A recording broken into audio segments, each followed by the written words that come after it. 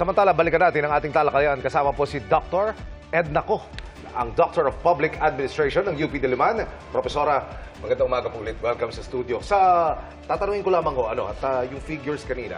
As of May 13, 78+% yung naitatransmit. So, yun yung line-up lamang sa Senado, yung top 12. Sa inyong palagay, magbabago pa ho ba ito? O parang yan sila lang mananalo, yung mula number 1 hanggang number 12 na yan, sa ngayon po? Malaki ho, significant na yung 78%.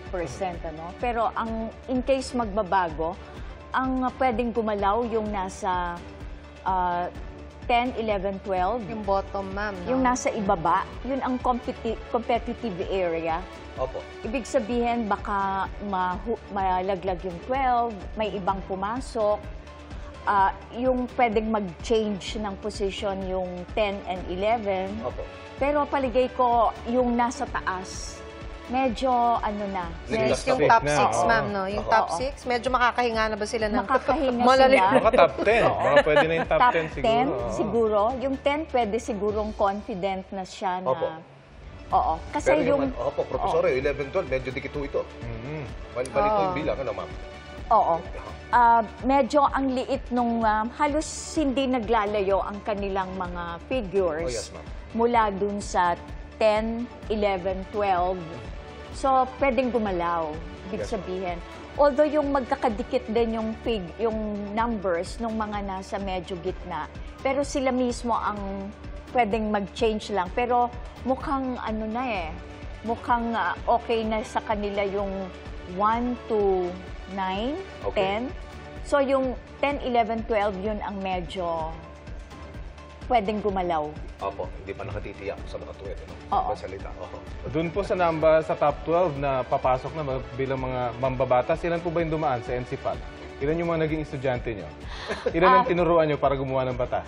Ayoko mag-name ng names, pero may isa na napag-graduate namin. Yun, Oo.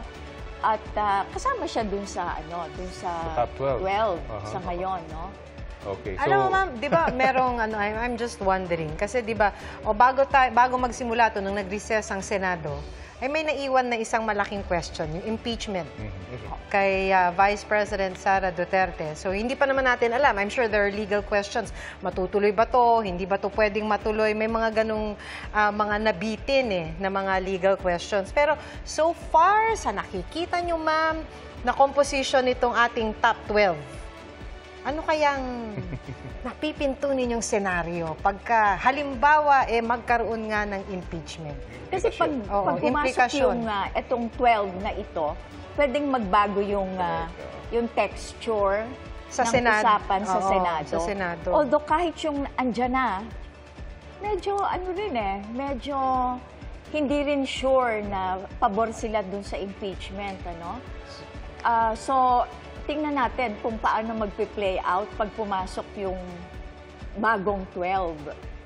So, pwede magkaroon din ng shift ng alliances kahit yung mga naiwan. And of course, itong mga bago na may mga pahayag na sila before, di ba, nung kandidato sila. Pero pwede pa magbago yun. Pwedeng magbago.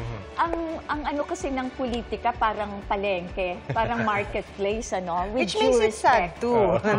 Which is sad, in a way. Siya, parang... sa isang banda, bukas ang isip nila at negotiation will be possible. On the other hand, yung paninindigan hindi ganon ka-solid, Yun yung ibig kong sabihin na parang market din yan. So parang ano ang tawag doon? Yung may dealing and willing within the Senate. Parang nag-uusap sila Opo. Di ba? And of course, impeachment is a political process. So, and yes, it is a political process, but likewise, ang impeachment is very political.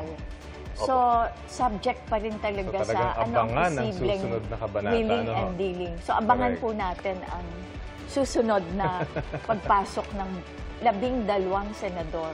Profesora, maitutulak kaya ng magiging bagong komposisyon na ito, yung legislative agenda na tinatawag ng kasalukuyang administrasyon po? Paligay ko, pwede. Merong iba na makikipag-usap, mag-a-argue, no? May mga punto silang i-bring up siguro. Pero on the whole, paligay ko ano pa rin, may hold pa rin ang administration. May support, I mean, no? May support ang administration dito sa papasok na 12. Bagong dose. Of course, alam naman natin na bagamat yung iba rito ay hindi nga nila kaalyado, pero in the past, alam naman natin na kahit na hindi magkakaalyado, kung minsan pag pareho sila ng sinusulong, nagkakaroon din ng compromise. Yung nga yung sabi ni Mami naman, parang nagkakaroon ng, ano yung Willing tawaran and dealing. sa palengke. Oo, lalo na pag-usapin ng education, Yes. di ba? For example, si Bam Aquino, Oo. di ba yun ang kanyang sinusulong, pwede pa rin siyang suportahan ng administration doon. Yes, oo. Kasi parang kahit na even within the Senate, na kung isusupport mo itong pet bill ko, pet project ko, I will likewise be open na isupport din yung... So, talagang willing and dealing ang Senado. Okay, yun. Magandang magandang usapin yun. Pero of course, ang kanilang main na trabaho talaga ay paggawa ng batas. Ng batas. Oo.